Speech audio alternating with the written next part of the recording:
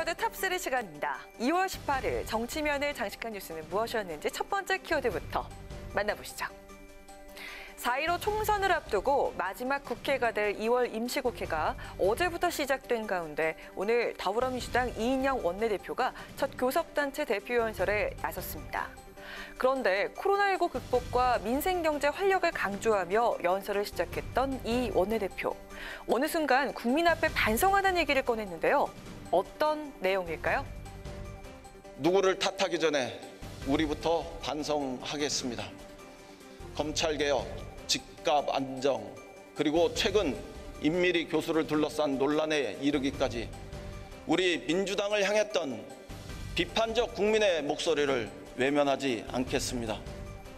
검찰개혁과 집값 문제까지 거론했지만 이 원내대표가 오늘 반성의 뜻을 밝힌 것은 최근 불거진 임미리 교수 비판 칼럼 고발 사태에 대한 사과의 의미가 더 크다는 게 정가의 분석입니다.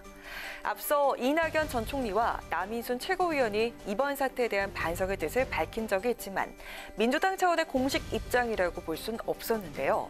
오늘 이 원내대표가 임 교수 고발 이후 닷새 만에 첫 공식 사과에 나선 셈입니다. 이 원내대표는 어느 한순간에 우리 역시 국민의 눈에 기득권이 되고 다친 모습으로 비춰질 수 있음을 잊지 않고 늘 긴장하겠다며 집권 여당의 원내대표로서 심려를 끼쳐 송구스럽고 더욱 낮고 겸손한 자세를 취하겠다고 약속했습니다. 네, 임미리 교수 사태 이후 민주당을 향해서는 오만한 여당이라는 비판까지 쏟아지기도 했는데요. 오늘 이 원내대표의 공개적인 사과 표명으로 여론 전환의 계기가 될 수 있을지 지켜봐야겠습니다. 이어서 오늘의 두 번째 키워드입니다. 네, 3당 통합에 나서지 않으면 탈당도 불사하겠다.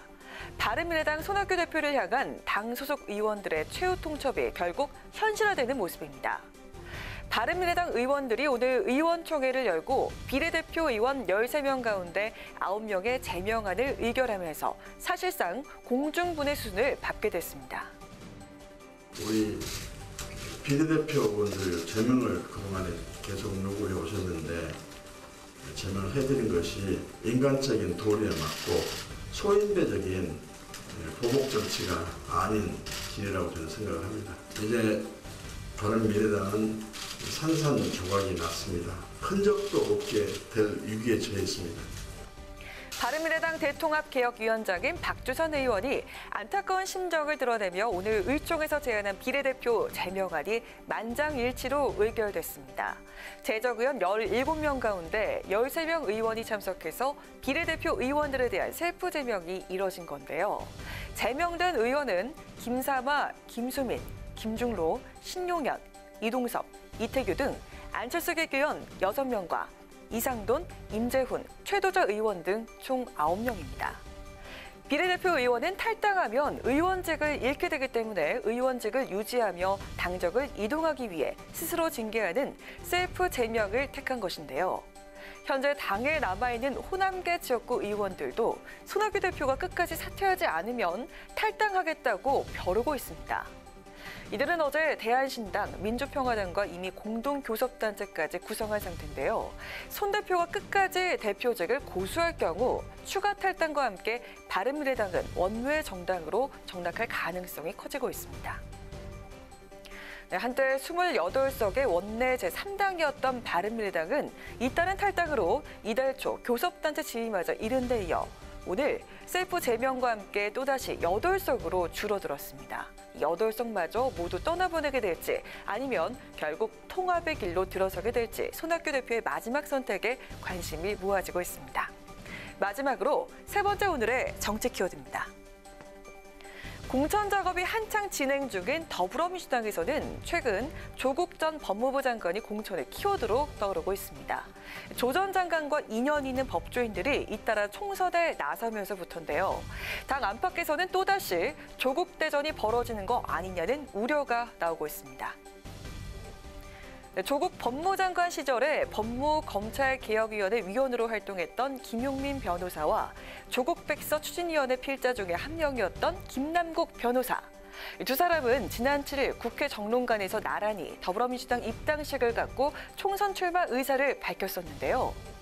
민주당이 어제 김용민 변호사를 경기 남양주 병에 전략 공천한 데 이어 김남국 변호사도 민주당 금태섭 의원의 지역구인 서울 강서갑 출마를 고려하고 있는 것으로 알려지면서 이번 총선의 관심 지역으로 떠오르고 있습니다.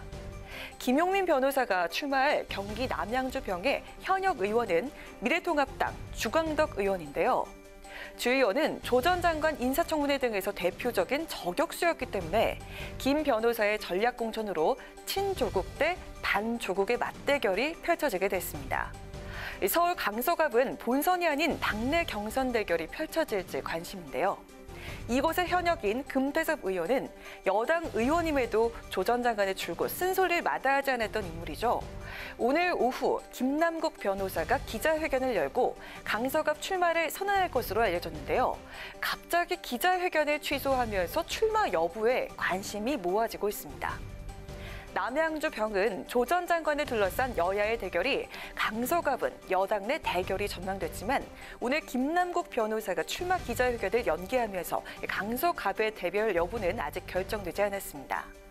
김 변호사는 출마 고수 의지를 여전히 갖고 있는 것으로 전해졌는데요. 조국이냐 아니냐, 과연 이번 총선에서도 유권자들은 이 문제를 고민하게 될까요? 이상 오늘의 정치 키워드 탑3였습니다.